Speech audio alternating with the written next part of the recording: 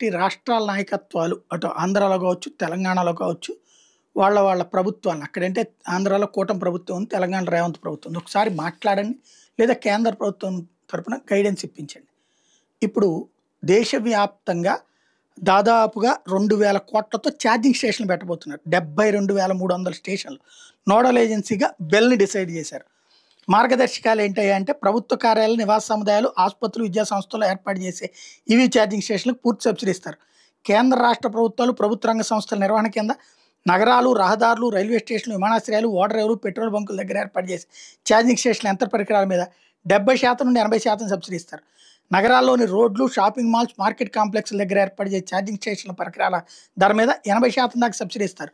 Battery swapping, battery charging స్టేషన్ల ఏర్పాటుకి 80% దాకా subsidy ఇస్తారు.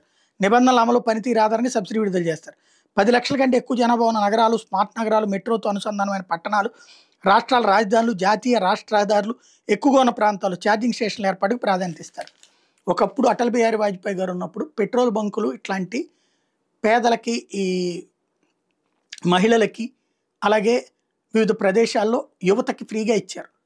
అంటే పెట్టుబడి అంతా సదరు పెట్రోల్ కంపెనీలు పెట్టుకుని వీళ్ళు హెడ్స్ అయ్యారు.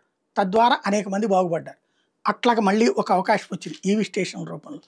ఈ సబ్సిడీలు పెంచడమో లేకపోతే ఇంకోటి చేసి మన యువత, నిరుద్యోగ యువతకి ఇవి పెట్టుకోవడానికి కావాల్సిన డబ్బులు అవసరమైతే అప్పుగా ఇస్తారా, లోన్ ఏది వితౌట్ ఇంట్రెస్ట్ అప్పులు ఇచ్చి వాళ్ళని ఆదుకుంటే, వాళ్ళకి ఈ అప్పచెప్తే అద్భుతంగా వాళ్ళు నలుగురికి ఉపాధి అవకాశాలు ఇవ్వడానికి వీలవుతుంది.